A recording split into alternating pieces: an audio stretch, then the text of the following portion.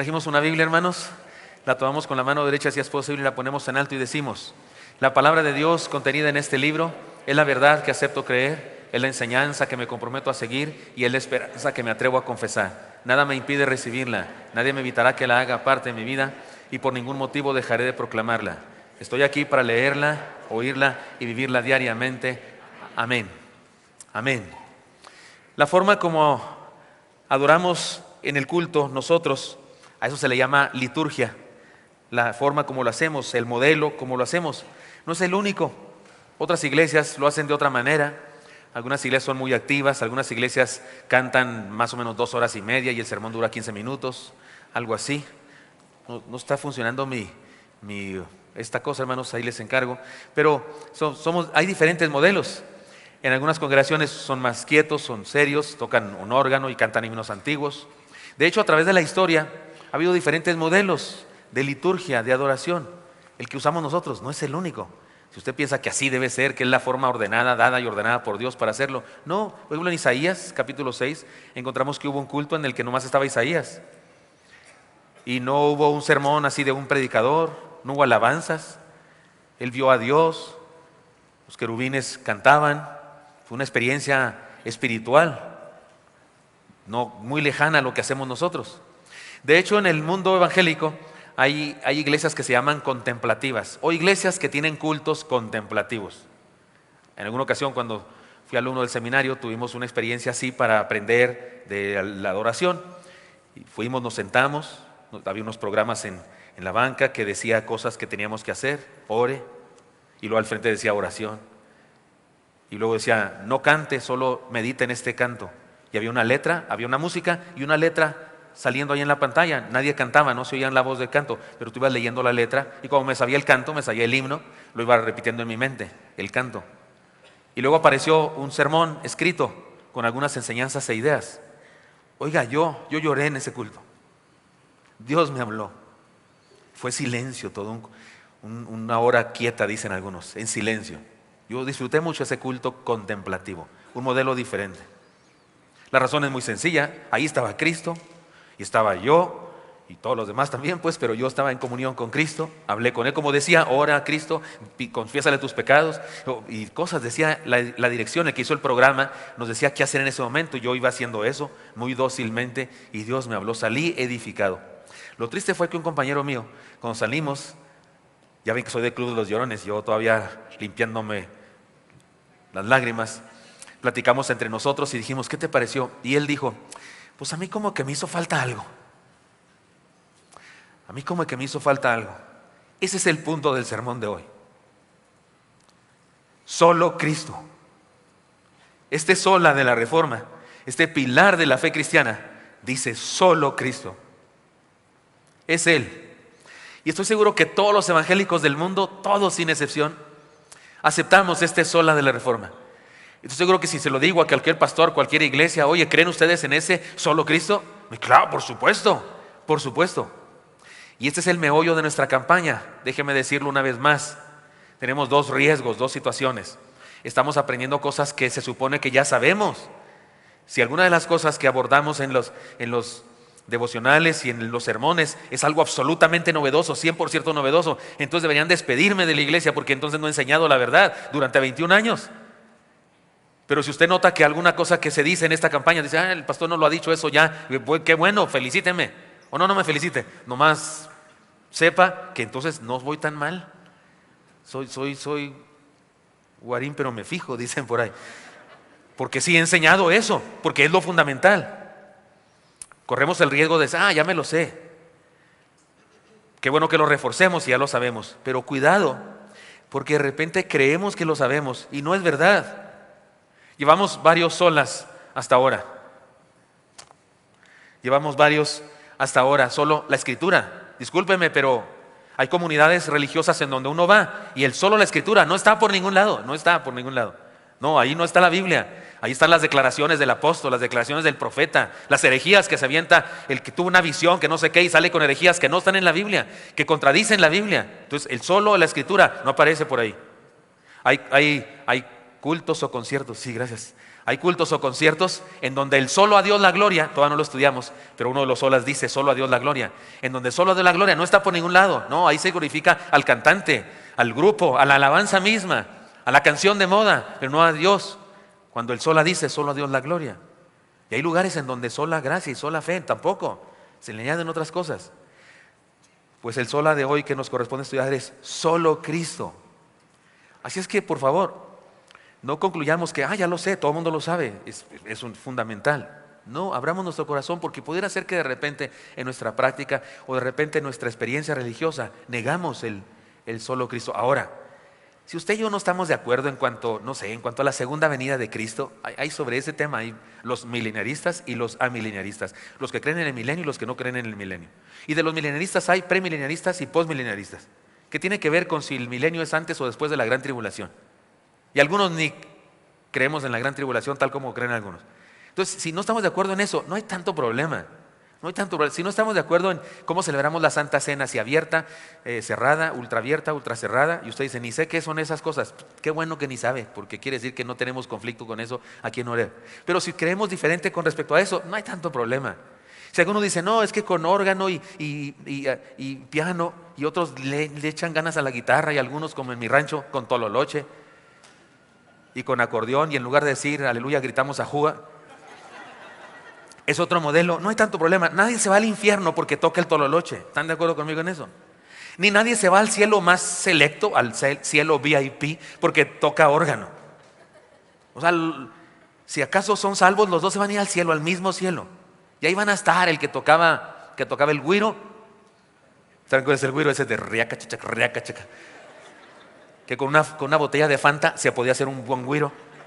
De verdad, en mi iglesia tocábamos así, luego le vas echando agua y hasta lo afinas, no más agudo, no más grave. De verdad, ahí van a estar el que toca el güiro y el que toca el violín y el cello, van a estar en el mismo cielo. En eso no hay diferencia, pero en este principio, solo Cristo. Cualquier distorsión de eso, cualquiera suma a eso, ahí sí está el problema. Ahí sí puede haber un problema. Por eso yo, queriendo compartir con ustedes este tema de solo Cristo, Dios me guió a un texto de la palabra en donde el apóstol Pablo es apasionado y extraordinariamente profundo y serio para decirnos, para decir a los cristianos de aquella época y a nosotros ahora, porque su escrito permanece para nosotros, solo Cristo. Por eso les propongo que hagamos un recorrido por este pasaje, es Colosenses capítulo 2, empezaremos en el versículo 8 y estudiaremos parte por parte. Y permítanme, será un sermón diferente porque voy a ir agarrando cada pasaje, voy a ir explicando cosas y al final voy a dar una conclusión con las enseñanzas que quiero que permanezcan en nuestra mente. De hecho, los de computación que están pensando en el video los dejaremos para después, yo les digo a qué horas. Vayamos pues al texto y voy a ir diciendo cosas del texto anticipadamente porque yo ya lo estudié, ya hice mis apuntes y ahora lo voy a compartir con ustedes. En primer lugar, el apóstol Pablo nos dice, cuidado con el intelectualismo. Cuidado con sumarle a solo Cristo algo más y cuidado con el intelectualismo. Dice su texto de Colosenses 2, versículo 8. Lo leen conmigo, si está en la pantalla, lean conmigo cada vez que aparezcan los textos. Mirad que nadie os engañe por medio de filosofías y huecas sutilezas, según las tradiciones de los hombres, conforme a los rudimentos del mundo y no según Cristo. Primera cosa que notamos es que está clarísimo que hay una fuerza del mal tratando de confundirnos en las doctrinas y especialmente en esta. Y también está claro que las estrategias que utiliza es, por un lado, el orgullo intelectual, dice filosofías, y la sutileza. ¿A qué le suena sutileza? ¿A qué le huele sutileza? Algo que parece verdad, ¿no es cierto? Es sutil, cuando menos piensas ya te lo tragaste. O sea, no es así una mentira clara, aberrante, diabólica. No, nadie la creería. No, es sutil. Cuando menos piensas ya estás en eso. Cuando menos piensas ya llegaste a esa cosa y ni te diste cuenta cómo llegó a tu mente, a tu vida. Y eso es delicado. Se trata de humanismo, es decir, ideas, tradiciones, costumbres, posturas inventadas por los hombres y no fundamentadas en la palabra de Dios. Se trata de ideas muy básicas del mundo, aceptadas por la mayoría, pero contrarias a la voluntad de Dios. Es muy seguro que el problema que Pablo está atacando aquí es el gnosticismo. Debo decirles que si usted estudia en la preparatoria el gnosticismo, debo decirles que el gnosticismo surge en la iglesia cristiana. No es una filosofía grecorromana que se metió a la iglesia. No, es una filosofía made in church.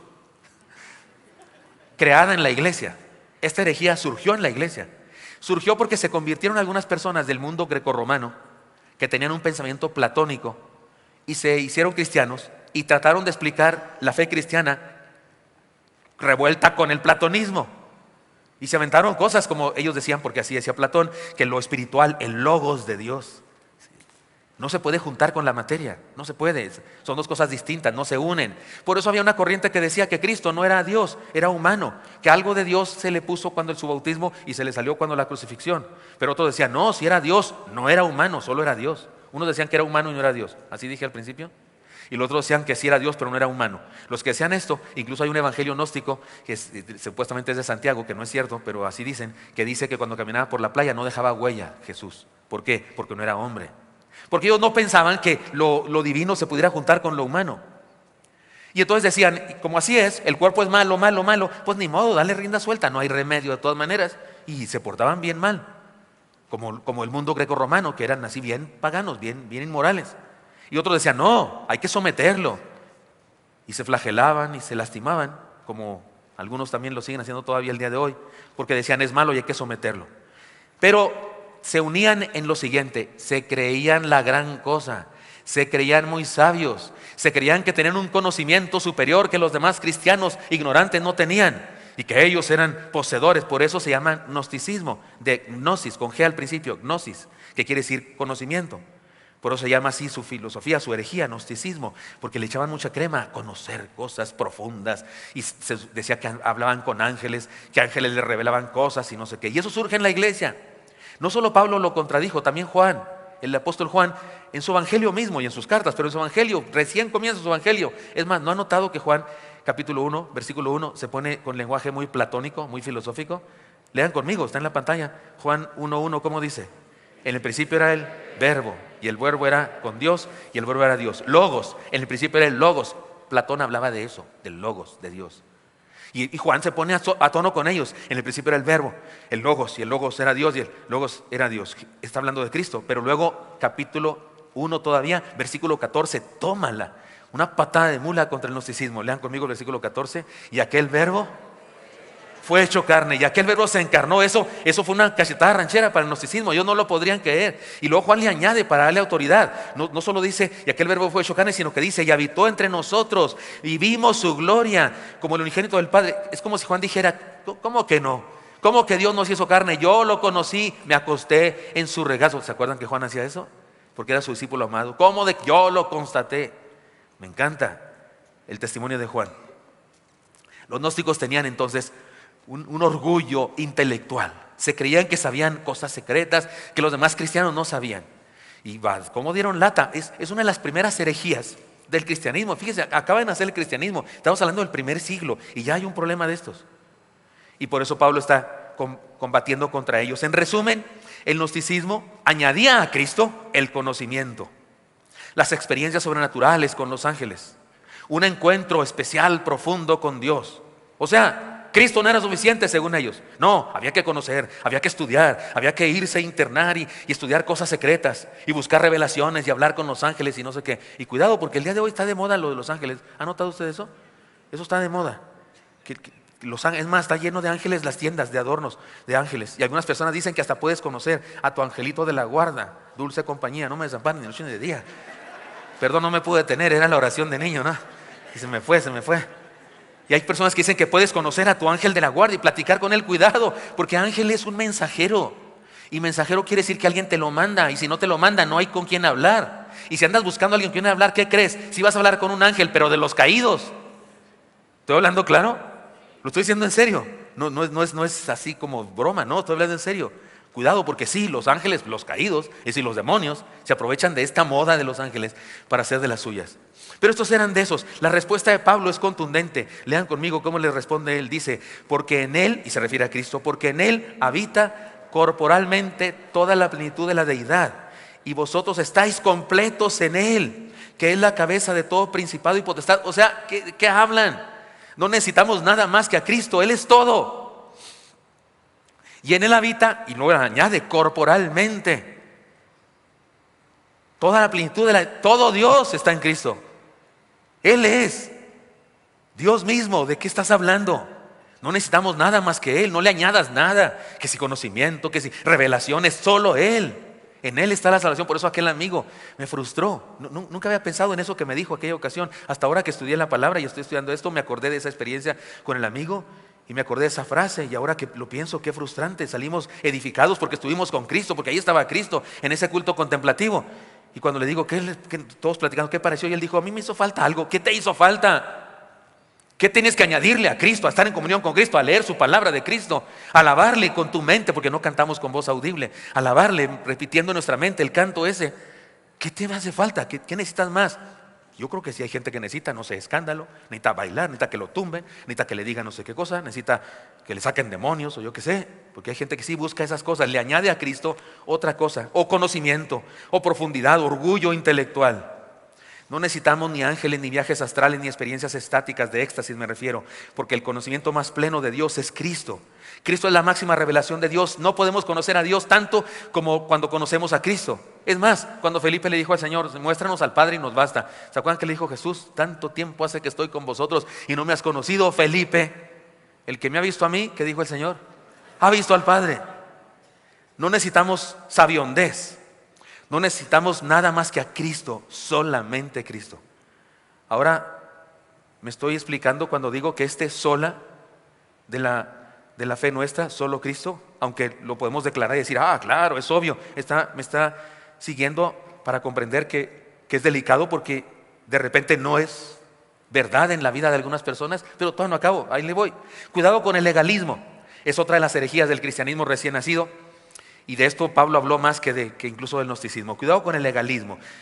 Dice el texto, Colosenses 2, 11, 12. En él también fuisteis circuncidados con circuncisión no hecha de mano, al echar de vosotros el cuerpo pecaminoso carnal en la circuncisión de Cristo, sepultados con él en el bautismo, en el cual fuisteis también resucitados con él, mediante la fe en el poder de Dios que le levantó de los muertos. Colosenses 2, 11, 12. ¿Sí estaba en la pantalla o no estaba? No estaba ¿verdad? Sí, bien. ¿Qué es legalismo? Es la pasión por cumplir las minucias de la interpretación de la ley. El legalismo hace que la gente viva con una ética exterior que se preocupa solo por las apariencias, pero no con la transformación del interior. Cuando se es legalista, se vive reprimido, lo cual es muy diferente a ser santo. Se vive absteniéndose de cosas que se anhelan, pero no se pueden hacer porque son prohibidas y entonces eres infeliz. Y no disfruta la vida cristiana. El legalismo hace esclavas a las personas. Hay congregaciones en las que opinan que algunas mujeres como ustedes, que están vestidas así como ustedes, no las dejarían entrar, algunas de ustedes en algunas congregaciones. Porque algunas de ustedes no traen falda, no traen vestido, traen pantalón. ¿Cuántas aquí traen falda o vestido? Levanten su mano por favor, hermanas mujeres, ¿cuántas? Son minoría, muy pocas santas tenemos aquí. ¿Cuántas mujeres traen pantalón? Levanten su mano. Dios santo, que la saquen los diáconos ahora mismo. No, estoy bromeando, no, por Dios, no. Pero hay congregaciones en que usted no puede entrar, y menos si trae aretes como los que algunas traen, que parece columpio de guacamaya. Y la sacarían del culto. Y se pintaron, en lugar de ir con su cara de pambazo, no, van todas, parece usted pared blanqueada, y la sacan. Y si estás ahí en la celebración de la cena y toma el plato y va a agarrar, no agarre. Ética externa, exterior, como si eso pudiera adivinar lo que hay en el corazón. Y hay quienes viven reprimidos, no santos, reprimidos. Conozco personas que van a una congregación en donde no les permiten usar pantalones, ni aretes, ni se pintan, pero cuando van al trabajo se ponen pantalones, arete y se pintan. Y más que algunas otras. Porque como nunca lo hacen, pues cuando lo hacen en serio. Porque hay reprensión, hay amargura. Y resulta que no pueden hacer esto y no pueden hacer lo otro. La Biblia dice que si lo anhelas, que si lo codicias, ya pecaste. Entonces yo digo, ya pecaste y de pilón y lo disfrutas, pues mejor atáscate, ¿no?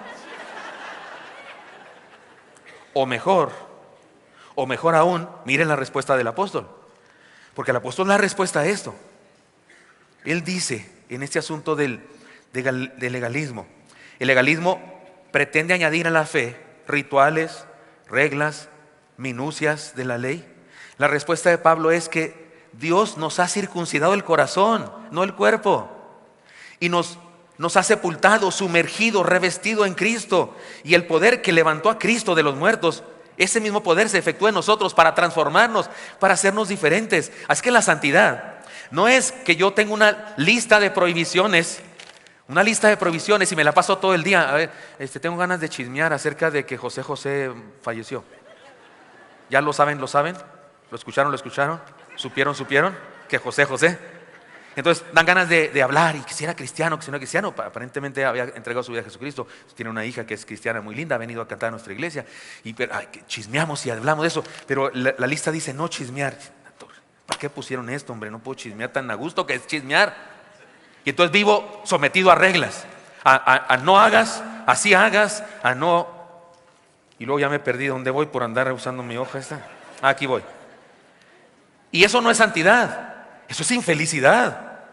¿Cómo puedes vivir así? No, eres cristiano. Cristo vive en tu vida. Cristo vive en tu corazón. Te sumergió en Él. Estás revestido de Cristo y te sumergió por el bautismo espiritual. Y si eres mejor persona, si te portas bien, no es porque tienes una lista de prohibiciones, es porque Cristo está en tu vida y hace que cambies. Y hay ciertas cosas que ya no se te antojan. Y hay ciertas cosas que antes ni peligro que las fueras a hacer y ahora las haces porque estás siendo transformado. Hay personas que con fuerza de voluntad podrían someterse a reglas, a obligaciones, y podrían comportarse como algo más o menos bueno, pero si por dentro están igual, ¿de qué sirve eso? En cambio, Pablo dice, ¿para qué sirve el legalismo? Mejor deja que Cristo te transforme y te haga mejor persona, y que te portes bien, no porque esté prohibido portarte mal, sino porque es tu naturaleza portarte bien, porque Dios te está transformando. Y Pablo sigue hablando y nos dice que el legalismo también se expresa en santurronería. Miren cómo dice el texto. A ver si voy ahí, me ponen el texto, sí voy ahí. Léanlo conmigo. Y a vosotros, estando muertos en pecados y en la incircuncisión de vuestra carne, os dio vida juntamente con Él, perdonándoos todos los pecados, anulando el acta de los decretos que había contra nosotros, que nos era contraria, quitándola de la mano y clavándola en la cruz. Quitándola en medio y clavándola en la cruz, y despojando a los principados y a las potestades, los exhibió públicamente, triunfando sobre ellos en la cruz. Colosenses 2, 13 al 14. Tal vez por cosas como estas es que el hermano Pedro, en su carta Pedro, el apóstol, dice que las cartas de Pablo son difíciles de comprender. Tal vez por eso, pero hay manera de comprenderlas. Si las estudiamos bien, déjenme explicarles, es mi trabajo de pastor. Lo grave del legalismo es el orgullo humanista. O sea, es lo peor que puede ser. De hecho, el orgullo espiritual es el peor de los orgullos. Si te sientes orgulloso de tus hijos, no hay tanto problema, está bonito. O de tu esposa o de tu esposo, pero sentirte orgulloso de que eres muy santo, sentirte orgulloso de que eres muy espiritual, ser de esos que piensa que Dios se sacó la lotería contigo. ¿Qué suerte tiene Dios de haberme salvado? No, si de inmediato se nota el interés. Eso es lo peor que puede pasar. Y eso produce el legalismo santurrón, que se enfoca en lo que yo puedo hacer por Dios, en lugar de enfocarse en lo que Dios puede hacer por mí, y de hecho ya lo hizo. Y Pablo incluye aquí en este discurso una de las verdades más hermosas, si es que no la más hermosa, y la manera como lo dice es a través de unas figuras literarias que se las voy a explicar y vean lo contundente que son. Una de ellas es como una metáfora, la otra es como casi una alegoría. La primera le llamo yo la metáfora de la sentencia judicial, anulando el acta de los decretos que había contra nosotros, que nos era contraria, quitándola de en medio y clavándola en la cruz. ¿Qué dice esto? Dice que el Señor clavó en la cruz del Calvario el acta del derecho penal divino que respecto a nosotros decía, culpable. Había un papel por ahí en la historia, en donde en el juicio de mi vida, Satanás, que es el acusador, reveló todos mis pecados a Dios, el Padre. Y la sentencia final fue culpable. Y la Biblia dice que el alma que pecare, ¿esa qué? Morirá. Pero vino Cristo y agarró esa sentencia que decía culpable y se la llevó a la cruz del Calvario y la clavó con Él. Y entonces alguien puede preguntar, ¿dónde está la sentencia? No existe. Fue clavada en la cruz del Calvario. Entonces no soy culpable, porque alguien que era inocente murió por mí. ¿No es contundente eso? Y le dice Pablo a los legalistas, ¿de qué hablan? ¿De lo que ustedes hacen por Dios? ¿De que se portan muy bien? ¿De que se abstienen de esto? ¿De que se abstienen del otro? ¿De que son estrictos en seguir la ley? ¿Por qué no mejor piensan en lo que hizo Jesús en la cruz del Calvario? Agarró tu culpabilidad, tu decreto que era en contra tuya y lo clavó en la cruz. En eso deberías gloriarte. en lo que Él hizo por nosotros, no en lo que tú puedas hacer por Dios. Otra vez ya me perdí, ya ven. Santurronería, ahí voy, ¿verdad? La otra metáfora, que es una alegoría más bien, la victoria contundente. Y despojó a los principados y a las potestades, los exhibió públicamente triunfando sobre ellos en la cruz. Déjenme contarles lo que a menudo pasaba en el mundo antiguo. Esto pasaba muy a menudo con Roma. Roma iba a otros pueblos, los conquistaba y luego venía con los conquistados. El rey bárbaro que se había defendido pero no pudo vencer, lo traían, y a sus soldados, y hacían un desfile en la entrada a Roma del general romano que venía victorioso, y detrás traía a los cautivos de ese pueblo que habían conquistado. Déjenme les cuento una historia. Un pueblo sometido por otro pueblo más grande, durante años ha sido sometido, ha tenido que pagar impuestos, y esa otra nación poderosa es muy rica y ellos viven en pobreza. Pero un día, uno de los descendientes del rey antiguo entiende que tiene una misión que cumplir y levanta al pueblo en armas y les pide que le ayuden, y los arma y van a combatir contra el país poderoso, y son heroicos y los vencen y toman a los prisioneros, entre ellos al rey que había sobrevivido, no murió, y lo traen con sus ropas raídas, y entra el nuevo rey en su caballo de victoria, y detrás de él sus generales, sus héroes, y detrás, custodiados por el ejército, los vencidos, con sus ropas destruidas, humillados, atados de pies y manos, para que el pueblo que ha estado sometido durante años les injurie, les grite de cosas, tomen tomates y cebollas echadas a perder y se las avienten y les griten cosas y hagan venganza por tantos años de haberlos tenido sometidos. Eso pasaba cada rato. Pablo lo sabía, así sucedía, así era el mundo de aquella época. Pues ¿saben qué? Pablo dice que Cristo nuestro Rey hizo eso con el diablo y con todas las potestades que nos tenían esclavizados. Los venció y los exhibió públicamente para que sepamos que nunca más tendrán dominio sobre nosotros. No solo que hemos sido liberados de esos poderes, sino que esos poderes han sido destruidos para siempre. Esa es la metáfora de Pablo. Sé que es muy fuerte, muy hasta grotesca para algunos porque es de otra época, pero eso dice para ayudarnos a entender que andarle sumando a nuestra fe en Cristo legalismo, nuestra piedad, nuestra bondad, nuestra trayectoria religiosa, nuestros logros, es un error. No es lo que yo hago por Él, es lo que Él hizo por mí. Así es que si de algo debemos de gloriarnos es de lo que Él hizo. Él derrotó a las fuerzas que nos tenían presos y las exhibió para que nos quede claro que no tiene ningún poder sobre nosotros, nunca más. La respuesta de Pablo es que no es cuestión nuestra, no es nuestra habilidad, no es nuestro esfuerzo, es el poder de Él y su gracia sobre nosotros. Sigue hablando Pablo de legalismo todavía y ahora habla del legalismo como el evangelio de las obras. Dice el versículo 16 y el 17, léanlos conmigo. Por tanto, nadie os juzgue en comida o en bebida, o en cuanto a días de fiesta, luna nueva, días de reposo, todo lo cual es sombra de lo que había de venir, pero el cuerpo es de Cristo. El evangelio de las obras tiene que ver con la postura superficial sobre la vida, una postura superficial sobre la vida cristiana. Esta postura considera las reglas, las acciones y las omisiones que de acuerdo a la religión se deben hacer o no hacer, pero ignora el significado de ese mandamiento. Se los pongo de ejemplo muy sencillo con algo muy sencillo. En el Antiguo Testamento hay muchos mandamientos, muchos rituales que se hacían. El cordero que se inmolaba, el cordero que se degollaba significaba a Cristo. El aceite de la unción que se derramaba sobre sacerdotes y profetas significaba la unción del Espíritu Santo sobre nuestra vida. El arca del pacto, el lavacro, la mesa de la provisión de los panes, todo simbolizaba algo. El sacrificio de Cristo, nuestra entrega a Él, eran símbolos de algo. El año de jubileo simboliza la vida cristiana en la que somos libres. Así que todo simbolizaba algo. Y hay una regla en el Antiguo Testamento, el sábado. El Señor hizo la creación y descansó el séptimo día y santificó el séptimo día, el Sabbat, y le ordenó a su pueblo, deben descansar. Ninguna obra van a hacer en ese día, deben descansar. Los judíos entendieron que se trataba de un descanso espiritual y se dedicaban a estar con Dios. Iban al templo, después a las sinagogas, y era un día para estar con Dios. y simbolizaba eso, el descanso con Dios. Pero cuando vino Cristo a la tierra, Él fue acusado de violar el sábado, porque sí hizo trabajos en sábado, sanó en sábado, ordenó al paralítico que agarrara su camasto y se fuera a su casa en sábado. Y usted no podía trabajar en sábado, y trabajar significaba, cargar un camasto significaba trabajar. De hecho, usted no podía cargar en su cuerpo nada, ni una herramienta, ni una cuchara, ni un cuchillo podía cargar usted en sábado. Ni una aguja de costurero, así en su vestido que la ponía, ni eso podía cargar en sábado, porque era pecado.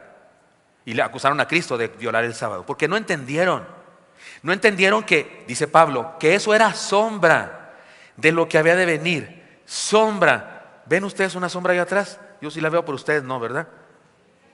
Si hay sombra, aquí, ¿este está de acá atrás o dónde está? No, acá no hay sombra. ¿Ven una sombra ahí?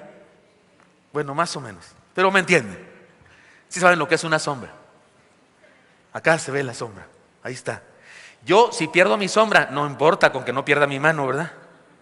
¿Se acuerdan de cómo se llama el niño Peter Pan que perdió su sombra? Se la tuvo que coser Wendy.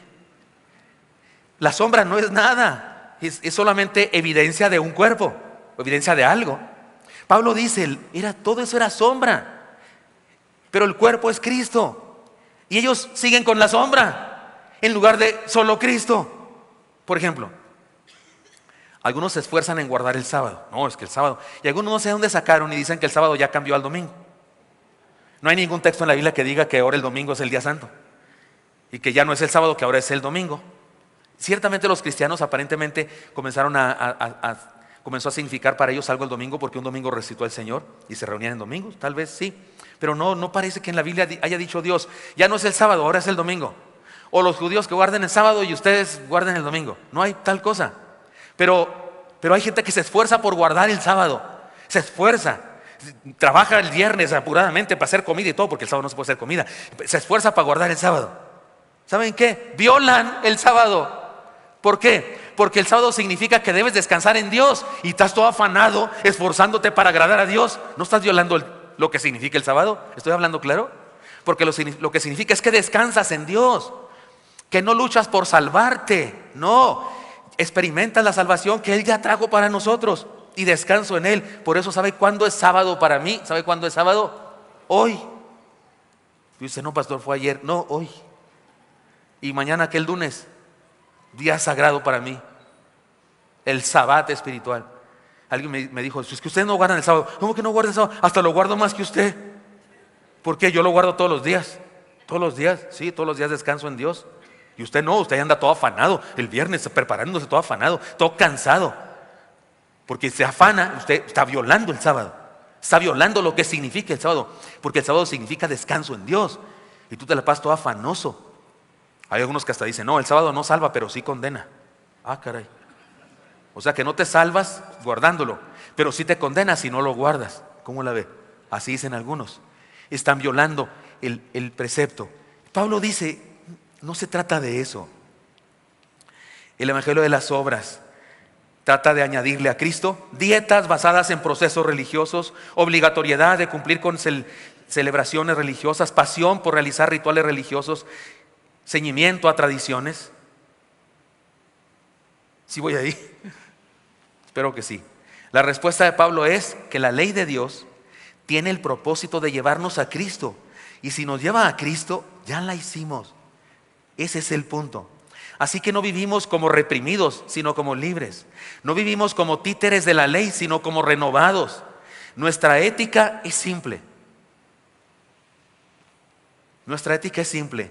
Dios produce en nosotros así el querer como el hacer por su buena voluntad, Filipenses 2:13. Porque estamos en Cristo. Lo necesitamos a Él y nada más que a Él. ¿Se acuerdan cuando les prediqué un sermón que desde el inicio dije una sentencia brava? Dije, les voy a enseñar cómo saber la voluntad de Dios absolutamente cierta de forma inmediata. ¿Se acuerdan de eso? Porque algunos creen que la voluntad de Dios es algo así oculto, secreto, que nadie sabe, que tienes que ir con tu gurú o con tu profeta para que entre en trance de él, te lele, hable en lenguas y luego te diga qué debes hacer. Tienes que ir a preguntarle como si fuera ¿cómo se dice eso? Como si fuera un oráculo.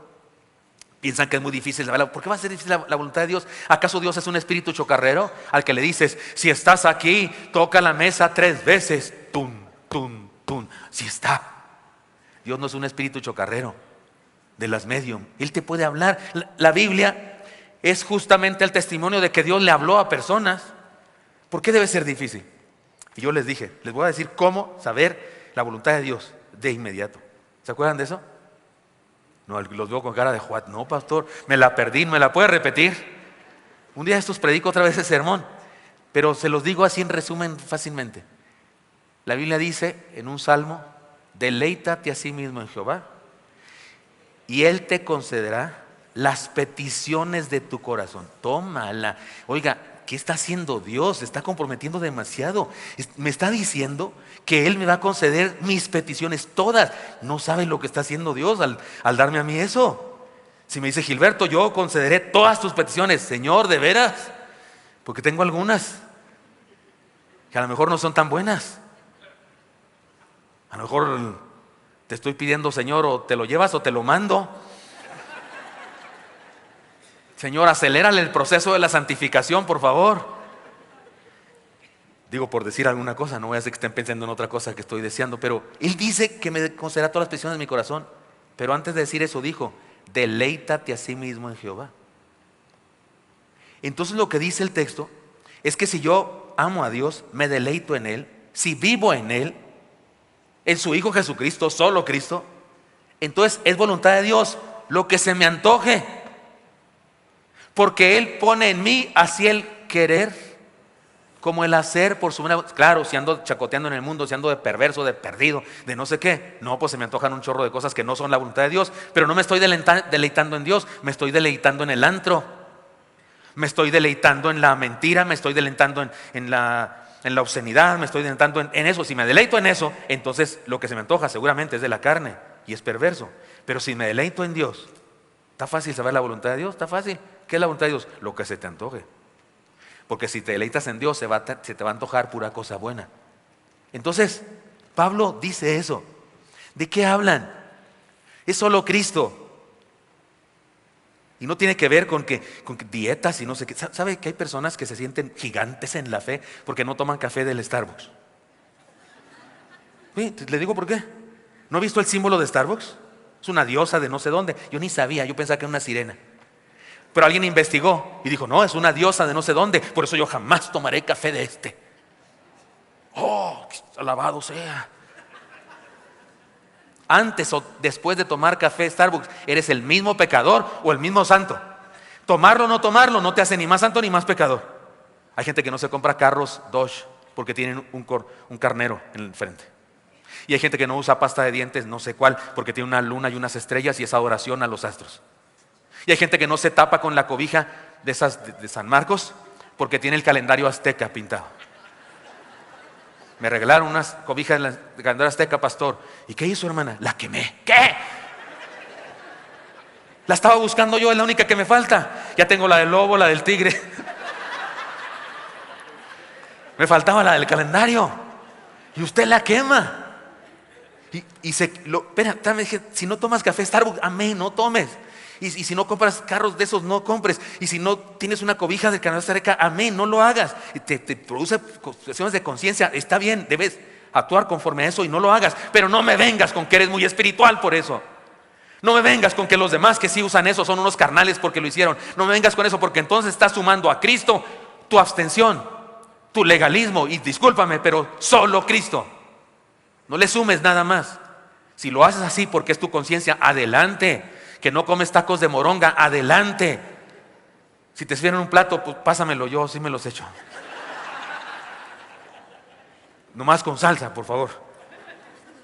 Pero de eso habla Pablo. ¿De qué se trata? La respuesta de Pablo es que la ley de Dios tiene propósito de llevarnos a Cristo. Ese es el asunto.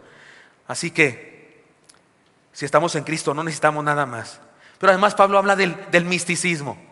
Nadie os prive, lean conmigo, nadie os prive de vuestro premio, afectando humildad y culto a los ángeles, entremetiéndose en lo que no ha visto, vanamente hinchado por su propia mente carnal, y no haciéndose de la cabeza, en virtud de quien todo el cuerpo, nutriéndose y uniéndose por las coyunturas y ligamentos, crece con el crecimiento que da Dios.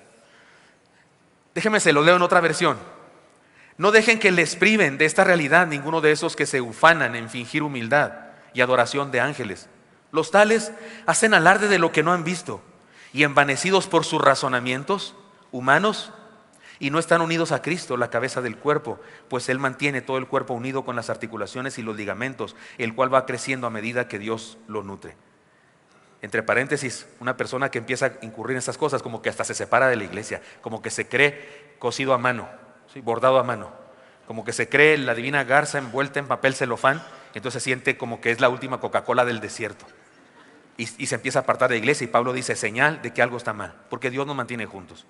El misticismo que Pablo estaba atacando en aquella época, que sigue siendo gnosticismo, presumía de una piadosa humildad, cuando en verdad se trataba de un orgullo espiritual, y además alardeaba de experiencias sobrenaturales, como el contacto con los ángeles.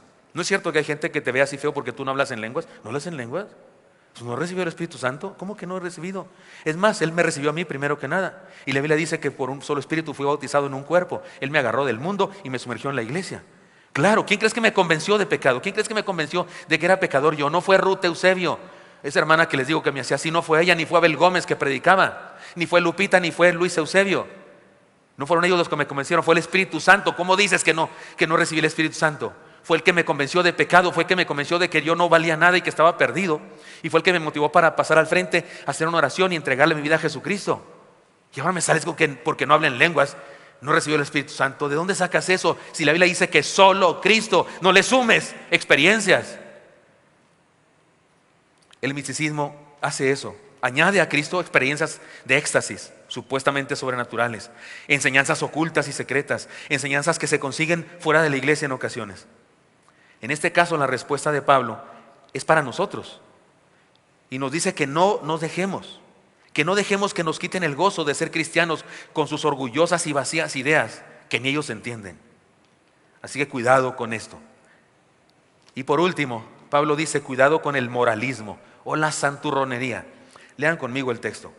Pues si habéis muerto con Cristo en cuanto a los rudimentos del mundo, ¿por qué?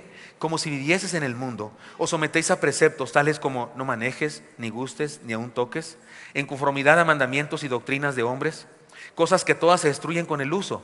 Tales cosas tienen a la verdad cierta reputación de sabiduría en culto voluntario, en humildad y en duro trato del cuerpo, pero no tienen valor alguno. Escuche, lean conmigo esa otra vez desde pero no tienen valor alguno contra los apetitos de la carne. Colosenses 2, 20 al 23. No hay mucho que decir al respecto ante esas actitudes, porque los conocemos a personas así en nuestro tiempo.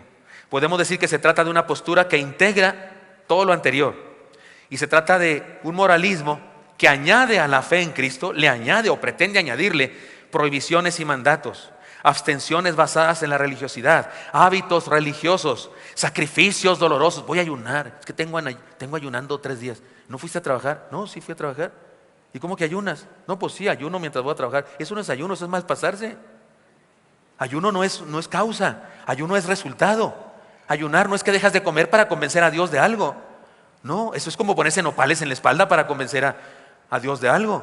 No, el ayuno es que quieres hablar con Dios y hablas con Dios tan intensamente que si llega la hora de comida no comes porque estás hablando con Dios. El ayuno es un resultado de tu oración intensa. No es algo que causa que Dios te conteste. Pero hay gente que piensa que mientras más duele, más santo es. Si Él murió para que yo no sufra, si murió en la cruz del Calvario para que no me dé ni el aire, y ya ando yo causándome dolores, causándome gastritis, úlceras, para convencer a Dios. Y lo peor, me siento orgulloso, me siento el héroe de la fe, me siento que yo soy el que sostiene la iglesia con mis oraciones, porque voy a pasar muchas horas orando, o porque voy a ayunar durante 3 días, aunque voy a ir al partido y voy a ver al América ganarle a las Chivas. Hijo, no pensaba decirlo, mi vida, pero se me salió, perdóname. Y como estoy en ayuno, allá no compro nada. Y ya es ayuno, no es ayuno, es mal pasada. Pero de pilón me siento orgulloso. Cuidado. Pablo dice, la respuesta de Pablo es, nada de eso tiene poder contra la carne. Nada, no me hace más santo eso. No soy más cristiano porque cumplo ciertos rituales. No tiene poder contra la carne. Abstenerme de esto, no hagas, no manejes, ni aún toques, no tiene poder. Porque hay gente que se la pasa en eso, y que no hagas esto, y que no lo otro, y que no vayas al cine. Hay gente que no, yo no voy al cine jamás, y menos esas películas Harry Potter, menos, son del diablo. Y se viven absteniéndose de cosas. ¿Es igual de pecador antes o después de ver la película? ¿O eres igual de santo antes o después? Y sí, por supuesto que sí, hay que orar. Y por supuesto que si oras con intensidad y terminas ayunando, amén. Y por supuesto que sí es correcto hacer las cosas bien, sí, pero cuidado. Hay personas que pueden hacer todo eso sin Cristo. Se puede hacer todo eso sin Cristo. Hay gente que hace todo eso sin Cristo. Ayuna, ora por horas, hace buenas obras, da dinero a los pobres y no sé qué. No dice así la palabra en Corintios. Dice, si diese mi cuerpo para ser quemado, ¿se acuerdan? Y no tengo amor. Si diere todos mis bienes a los pobres, ¿se acuerdan que dice Pablo eso en Corintios 13? Y no tengo amor, ¿qué dice? De nada sirve. Y cuando dice no tengo amor, se refiere a esa experiencia de amor con Jesús. Porque alguien pensaría, dar tu vida es amor, dar tu dinero es amor. Pues Pablo dice que se puede hacer eso sin amor, o sea, sin Jesús. Solo Jesús, hermanos míos. Así que, después de dar este repaso de este pasaje, he terminado este estudio bíblico. Este sermón es diferente, pero después de dar este recorrido con ustedes, entendiendo las cosas que Pablo condena, porque están ocultando la verdad de solo Cristo. Están sumándole alrededor de la fe cosas, conocimiento, experiencias sobrenaturales, rituales, abstenciones, moralismo. Dice Pablo que esas cosas contradicen el principio de solo Cristo. Después de este recorrido con ustedes, déjenme enseñarles las enseñanzas desafiantes para nosotros. En este discurso, Pablo exalta a Cristo como única necesidad. Escúcheme, como única necesidad de nuestra vida, como nuestra única ayuda, nuestro todo, incluso como suficiente. Él no solamente es el único, también es suficiente, porque es el único que puede salvarnos y además con Él es suficiente, no hace falta más.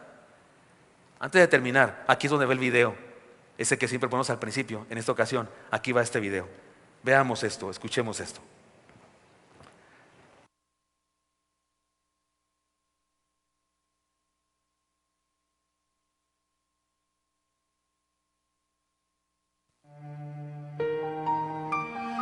Solus Christus, solo Cristo.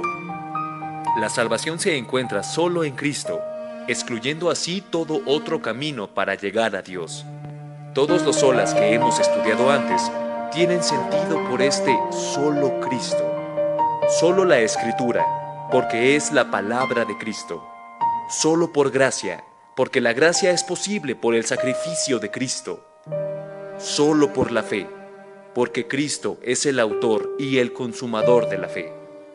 Y aún es la razón, la base y el sentido de todo lo que habremos de estudiar más adelante. La palabra dice, y en ninguno otro hay salvación, porque no hay otro nombre bajo el cielo dado a los hombres en que podamos ser salvos. Hechos 4:12. Este pilar de nuestra fe se resume en la frase que usamos para referirnos al Señor en relación a nosotros. Él es nuestro único y suficiente Salvador. Dos cosas son importantes. Él es el único y además es suficiente, porque hay un solo Dios y un solo mediador entre Dios y los hombres, Jesucristo hombre. Primera de Timoteo 2:5. Algunos pretenden añadir buenas obras, revelaciones, unciones, declaraciones, vida austera, rituales, abstenciones, entrega de dinero, ayunos, largos periodos de oración, creación de grandes catedrales, peregrinaciones, encuentros, grandes y extensos momentos de alabanza y explosiones de emociones, etc. Y al hacer todas estas cosas se sienten bien con ellos mismos. Algunos se creen gigantes, héroes de la fe por lo que hacen, pero ignoran que la fe, la salvación, la vida cristiana, tiene que ver con Cristo y solo Cristo. Porque caminamos con Él, podemos hacer muchas cosas, pero esas cosas las hacen incluso los que no caminan con Él. Así que no son esas prácticas lo importante, sino solo Cristo. El peligro de quedarnos con las cosas que envuelven la religión y olvidarnos del centro, el meollo y la razón de la religión es serio. Cristo es el centro de nuestra fe y de todo pensamiento religioso. Él es el único camino a Dios. ¿No es eso lo que toda religión busca? ¿Llegar a Dios? Pues Cristo y solo Cristo, Cristo y sin ninguna añadidura es la respuesta. Ante esta verdad, Digamos como Pablo, aunque yo también tengo de qué confiar en la carne, si alguno piensa que tiene de qué confiar en la carne, yo más, circuncidado al 8º día, del linaje de Israel, de la tribu de Benjamín, hebreo de hebreos, en cuanto a la ley, fariseo, en cuanto a celo, perseguidor de la iglesia, en cuanto a la justicia que es en la ley, irreprensible. Pero cuantas cosas eran para mí ganancia, las he estimado como pérdida por amor de Cristo. Y ciertamente, aún estimo todas las cosas como pérdida por la excelencia del conocimiento de Cristo Jesús, mi Señor, por amor del cual lo he perdido todo, y lo tengo por basura, para ganar a Cristo y ser hallado en Él, no teniendo mi propia justicia, que es por la ley, sino por la que es por la fe de Cristo, la justicia que es en Dios por la fe, a fin de conocerle, y el poder de su resurrección, y la participación de sus padecimientos, llegando a ser semejante a Él en su muerte, si en alguna manera llegase a la resurrección de entre los muertos. No que lo haya alcanzado ya, ni que ya sea perfecto, sino que prosigo, por ver si logro asir aquello para lo cual fui también asido por Cristo Jesús. Hermanos, yo mismo no pretendo haberlo alcanzado ya, pero una cosa hago, olvidando ciertamente lo que queda atrás y extendiéndome a lo que está delante, prosigo a la meta, al premio del supremo llamamiento de Dios en Cristo Jesús.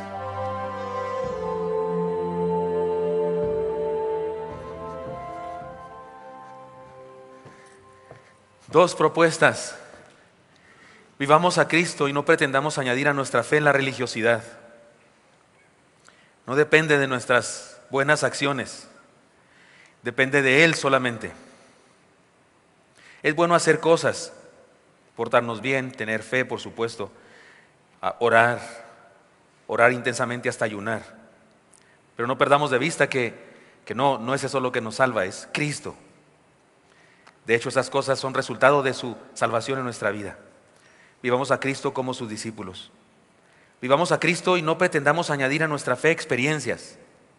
Se han puesto de moda los ángeles, como dije antes, y algunos no se dan cuenta que cuando buscan eso se encuentran con los caídos, porque los otros solo son enviados si Dios quiere. Hay una pasión en muchos por buscar visiones, unciones, empoderamiento, y ahora resulta que además de Cristo hay que arrebatar cosas con nuestro esfuerzo, hay que declarar, hay que atar, cancelar con nuestros supuestos poderes espirituales o nuestra autoridad.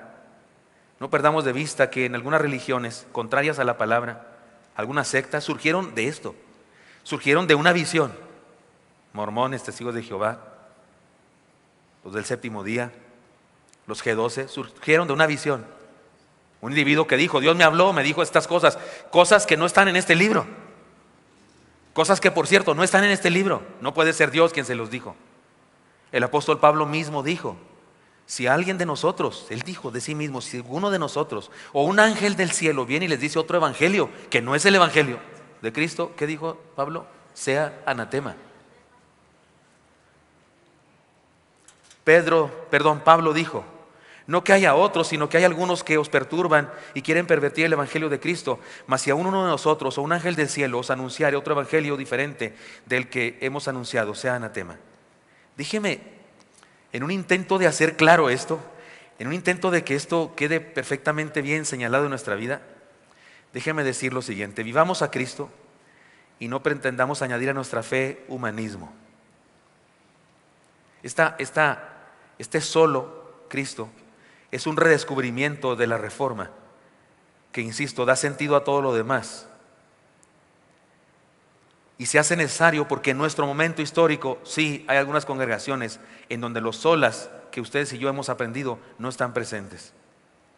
El problema es que el día de hoy estamos como en aquella época en que Pablo combatía con este asunto y es la misma cosa. El día de hoy, en algunas congregaciones, el sola de la palabra no está presente porque la palabra de los profetas, las revelaciones son lo que está presente. Y como dije antes, en la alabanza, el solo a Dios la gloria tampoco está presente. Aunque algunos ven con optimismo que cada vez hay más cristianos en México y en el mundo, deberíamos analizar con sabiduría la clase de fe que estamos proclamando. Y en este afán de hacerlo muy claro para ustedes, hermanos, déjenme los pongo así con este ejemplo. Si le vamos a predicar de Cristo a alguien, digámosle, solo Cristo.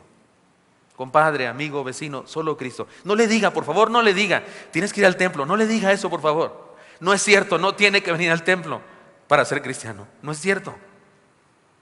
No le diga, por favor, tienes que oír los devocionales del Paz. No se lo diga, sí mándeselos, pero no le diga que tiene que hacerlo. Sí invítelo al templo, pero no le diga que tiene que venir para ser cristiano. No le diga, tienes que bautizarte. Si es un rufián de primera, si se porta mal, no le diga, tienes que cambiar para ser cristiano. No se lo diga, es mentira.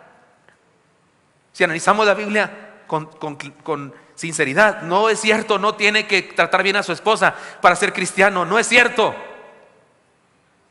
Tiene que ser cristiano para tratar bien a su esposa. Si fuma, como chacuaco, fuma todo el santo día. No le diga que debe dejar el cigarro para ser cristiano. No se lo diga eso porque no es verdad. Dios lo ama así de fumador como es. Y lo puede salvar así de fumador como es. Si es un narcotraficante, me preguntó última vez una persona, si usted fuera con un narcotraficante, porque salió en la televisión que un sacerdote, no sé qué, era amigo de un narcotraficante, ¿se acuerdan de eso? Que hasta le bautizaba a sus chamacos y le casaba a sus hijos y no sé qué. Alguien me dijo, ¿qué haría usted, pastor, si un traficante lo invita a su casa? Pues voy. ¿Y a qué va? Pues a predicar el evangelio de Cristo. ¿Y qué le va a decir con respecto a su vida? Nada, ¿qué voy a andar metiendo yo en chismes de esos? Y menos con alguien así, menos. Si no me meto con usted, menos con uno de esos. Entonces, ¿qué le va a decir con respecto a su vida? Nada, ni voy a tocar tantito así el tema. ¿De qué le va a hablar? De Cristo y este crucificado, solamente. Porque me queda clarísimo que si ese fumador, si ese golpeador de mujeres, si ese narcotraficante entiende que solo Cristo. De hecho, si le digo que tiene que cambiar, ya la arruiné, ya le va a decir, no, pues entonces no. Porque no le gusta la idea de cambiar. Pero si lo convenzo de que es solo Cristo y que lo ama así como es y que su gracia puede estar derramada sobre él, ¿qué cree? Y si él acepta a Cristo y lo recibe en su corazón, ¿qué cree? Se va a iniciar en su vida una transformación gloriosa. Porque tal vez lo diga yo, deja de fumar, y tal vez tiene mucha fuerza de voluntad y deja de fumar. Y tal vez va a terapia con la psicóloga, la psiquiatra, lo dopan, se la pasa dopado y ya no golpea a su esposa. Ahora lo golpean a él porque como está dopado, pues le dan con todo. Y a lo mejor ya no fuma, y a lo mejor ya no es golpeador, y a lo mejor lo meten en la cárcel y entonces pierde todo el poder del narcotráfico y cuando sale ya no tiene nada y tiene que dedicarse a alguna cosa buena. Pero si no ha conocido a Cristo, ¿qué? Igual va para el infierno que antes de que yo le hablé de Cristo. Pero si le digo que solo Cristo y él entrega su vida a Jesús, se inicia un proceso maravilloso, se desata un proceso de gracia que lo transforma. ¿Está claro el asunto de que solo Cristo? Por eso solo Cristo. Por ahí andamos predicando para evangelios, que pórtate bien, que vean la iglesia, que te tumben, que te unjan. No, es que necesitas ungirte, es lo que te pasa, por eso es una mala persona, no te han ungido. Tienes que ir con fulano tal para que te unja. Y ahí van, te embadurnan el pelo. Pues sí se te pone bonito el pelo tal vez. Sirve de algo. Pero no se te pone bonito el corazón. Pero solo Cristo. Así que hermanos míos, este es el punto. Este es el asunto. Vivamos a Cristo como nuestro único suficiente Salvador personal. Y compartamos eso con otras personas. Y no malentienda, por supuesto, que en esta iglesia si oramos, si ayunamos. De hecho hay un domingo del año en que yo les convoco a ayuno. Pero es ayuno en serio porque venimos a estar con Cristo, a estar en comunión con Él. No nos vamos a trabajar o a ver el partido. No, estamos aquí en comunión con Él. Y por eso ayunamos, porque no tenemos tiempo para comer, porque estamos en comunión con Dios. Sí se vale ayunar, por supuesto, y sí hay que ser buenas gentes. Pero la salvación y la fe cristiana y el caminar en la verdad tiene que ver solo con Cristo. Él es suficiente. Conocerlo a Él es suficiente. No hace falta nada más sino conocerlo a Él. Todo lo demás que queremos de la vida cristiana se origina en Él y viene por causa de Él. Por eso vivámoslo a Él y anunciámoslo a Él, a toda persona. Y entonces sí, en nuestra iglesia, el solo Cristo, solus Christus, decían los reformadores, esa es la suprema verdad. De hecho, de esa verdad dependen todas las demás. Señor Santo, te doy gracias porque me permites compartir con mis hermanos esta verdad. Gracias, Señor, que podemos entenderla en tu palabra, Dios, Y te pido que seamos una iglesia que la vive a plenitud. Que cada uno de nosotros, Señor, podemos entender esta verdad y no permitamos que con sutileza, con intelectualismo o con misticismo, con experiencias, nada ni nadie, Señor, nos perturbe ni nos confunda. Que nos quede claro y que compartamos con claridad a otras personas que solo Cristo, solo tú, Dios hecho un hombre, solo tú en tu Hijo. Y permítanos llevar este mensaje a los que nos rodean, a nuestros seres queridos, a nuestros familiares. Y si de alguna manera, Señor, quieres usarnos para compartir esto con otros hermanos en la fe y hacer un ejército de defensores de tu verdad y no permitir que siga esta vorágine de destrucción de tu verdad auténtica que se contamina con humanismo, Señor, si así quieres, también úsanos para eso. Aquí estamos, Dios, y te pido que bendigas a todos los presentes. Y si algunos aquí presentes, Señor, había añadido, le habían enseñado que hay que añadirle a esta fe en ti solamente otras cosas, te pido, Señor, que sane su vida y que le ayudes a entender que solo caminando contigo y que todo lo demás se va a dar por añadidura, porque tu presencia en nuestra vida desata un poder de transformación, que no es nuestro poder, es tu poder. Señor, bendice a mis hermanos y hermanas. Sigan orando, hermanos, sigan orando y ahí en su lugar dile a Dios: Señor, aquí estoy, sáname, sálvame, perdóname, lléname de tu presencia. Si habías tú puesto otras cosas en Jesús y habías pensado que tiene que ver con rituales o con experiencias, si habías estado esperando esas cosas, por favor dile a Dios: Señor, no más, tú me bastas, tú solamente y tú eres suficiente, tú me bastas, no necesito más. Díselo y allí en tu corazón habla con Él: Señor, bendice a mi hermano, mi hermana. Y ora ahí en secreto. No voy a pedir que ahora que alguien levante su mano, se ponga de pie, sino ahí en el secreto de cada quien. Dile al Señor: Señor, aquí estoy, tú me bastas, tú eres todo, Señor, tú eres el único y eres suficiente para mí. Y quiero vivirte, Señor, a plenitud. Y sí, Señor, desata en mí ese poder de transformación y haz de mí mejor persona cada día. Díselo ahí en tu corazón: Señor, bendice a mi hermano, mi hermana. Lo pongo en tus manos, en Cristo Jesús. Amén.